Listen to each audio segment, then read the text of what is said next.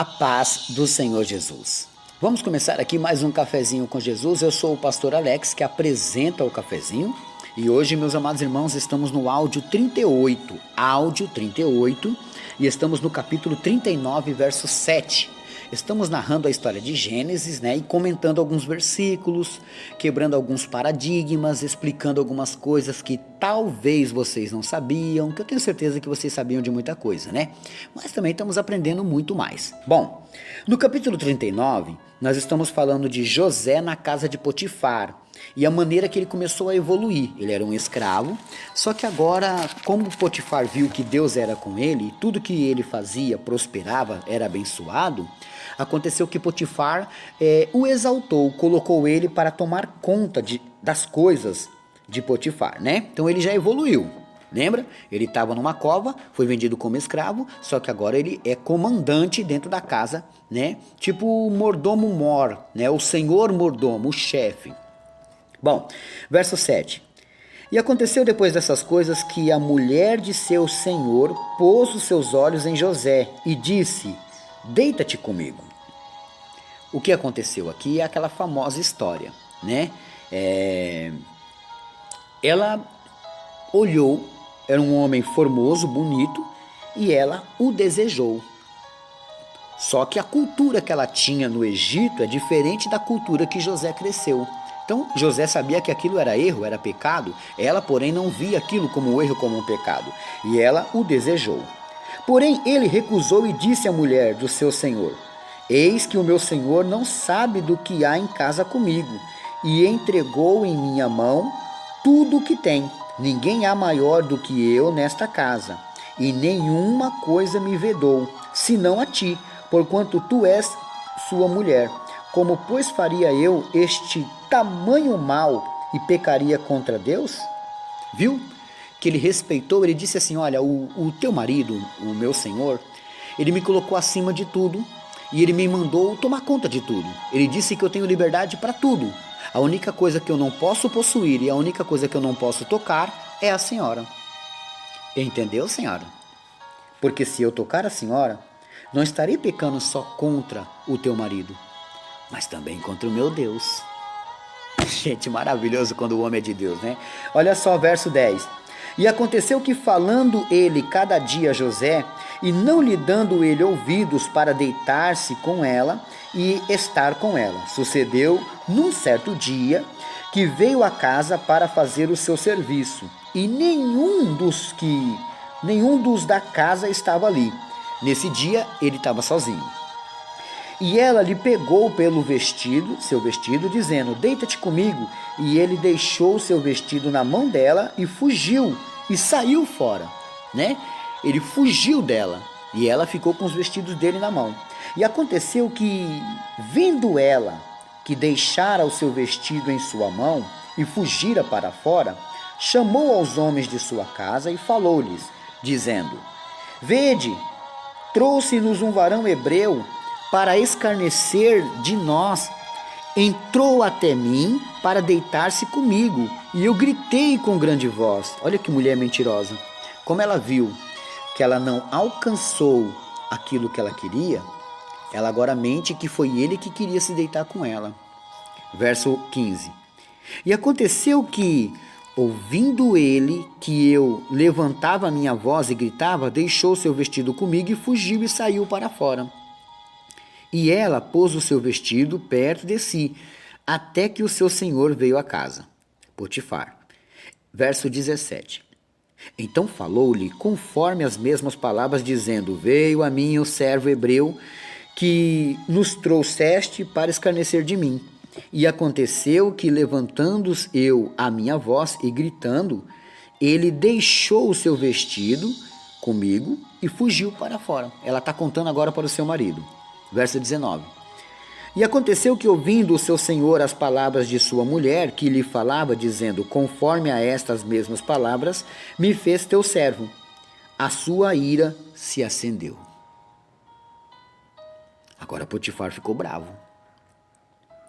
E o senhor de José o tomou e o entregou na casa do cárcere, mandou colocar ele na prisão, no lugar onde os presos do rei estavam presos. Assim esteve ali na casa do cárcere. O Senhor, porém, estava com José e estendeu sobre ele a sua benignidade e deu-lhe graça aos olhos do escarnecedor mor, do senhor escarnecedor, o chefe deles, né, dos presos. Meus irmãos, se vocês analisarem e se vocês perceberem, vocês vão ver que José passou por uma situação muito complicada, né? José viu que ele estava passando por uns processos muito difíceis, tá entendendo? E assim, José nunca, meus irmãos, ficou sem a presença de Deus. Vocês lembram que quando eles intentaram matá-lo, jogaram ele numa cova. Então, quando eles tiraram a túnica dele e lançaram ele numa cova, na realidade, meus irmãos, ele dentro daquela cova, Deus já estava com ele. De forma alguma Deus o abandonou. De forma alguma Deus o deixou sozinho. Está entendendo? José, quando foi lançado lá, começou uma trajetória. Começou agora algo muito maravilhoso. Era o momento que ele iria conhecer a providência de Deus, mesmo quando a situação parece contrária. Agora vocês percebem aqui que ele foi lançado no cárcere. Ele está preso. Verso 21 que a gente leu. O Senhor, porém, estava com José.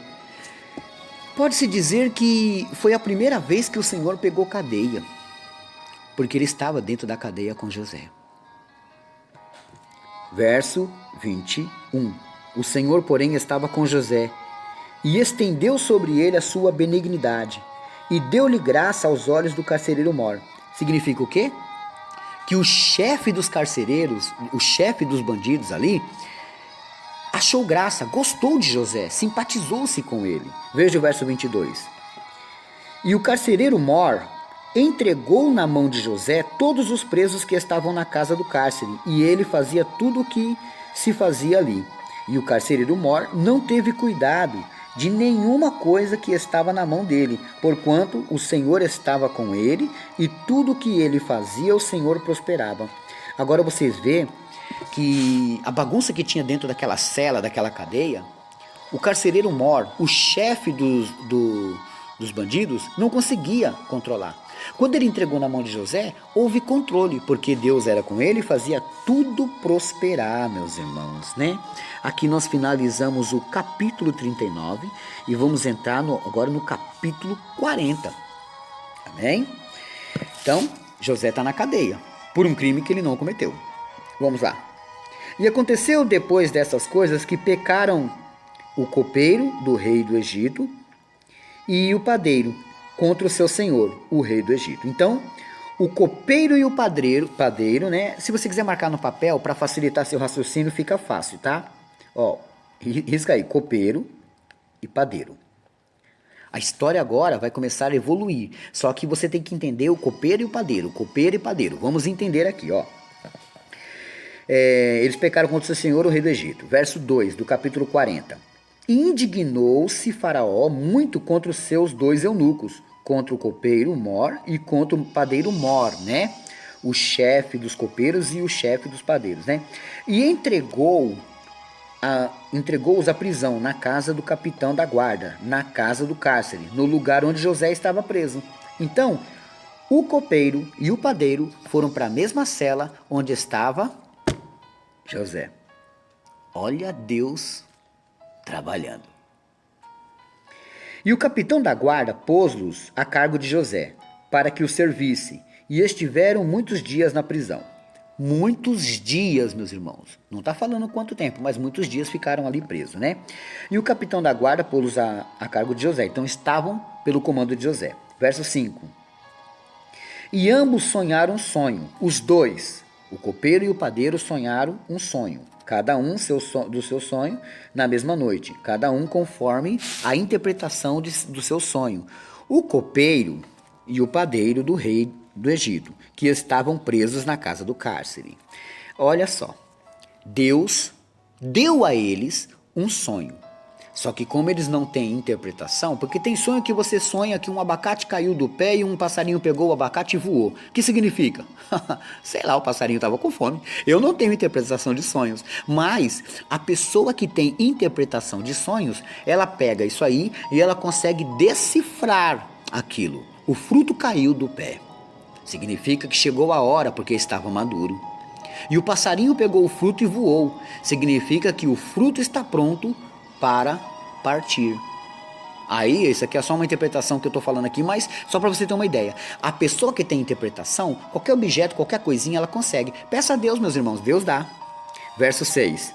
E veio José a eles pela manhã e olhou para eles, e eis que estavam turbados. Então perguntou aos eunucos de Faraó, que com ele estavam no cárcere da casa do seu senhor, dizendo: por que estão hoje tristes os vossos semblantes? José percebeu que eles estavam tristes. E eles lhe disseram: temos sonhado um sonho e ninguém há que interprete. E José lhe disse: não são de Deus as interpretações? Contai-mo, peço-vos. Tá vendo? Ele tinha confiança que Deus podia fazer ele entender sobre aquilo. Verso 9. Então contou o copeiro Mor o seu sonho. O copeiro contou o seu sonho a José e disse-lhe: eis que em meu sonho havia uma vide diante da minha face, uma vide, e na vide 3 sarmentos, e estava como brotando a sua flor, saía. Os seus cachos amadureciam e em uvas. E o copo de Faraó estava na minha mão. E eu tomava as uvas e as espremia no copo de Faraó e dava o copo na mão de Faraó. Então disse-lhe José: esta é sua interpretação. Os 3 sarmentos são 3 dias. Dentro ainda de 3 dias, Faraó levantará sua cabeça e te restaurará o teu estado, e darás o copo de Faraó na sua mão, conforme costume antigo, quando eras seu copeiro.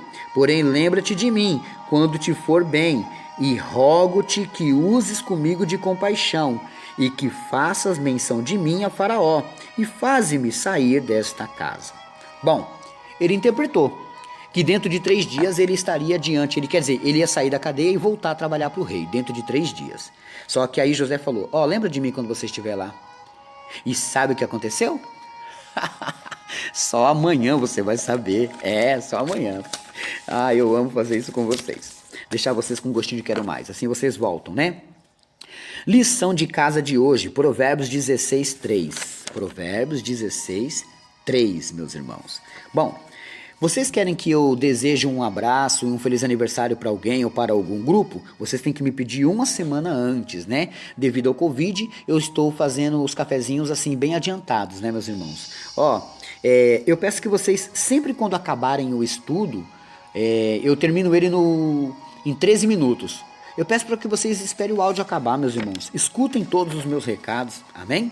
Você quer fazer teologia à distância? O pastor Alex faz, eu faço presencial, mas você quer fazer a distância?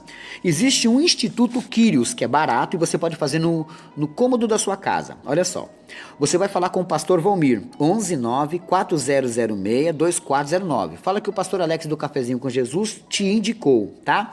É barato e você pode fazer um estudo básico. Você quer visitar as cadeias, os hospitais? Você quer fazer capelania? Você quer fazer juiz de paz? Então, meus irmãos, quer fazer um curso de EBD para você dar curso, dar estudos? Então, entre em contato. O número é 119-4006-2409. Amém? Por hoje é só e amanhã tem mais.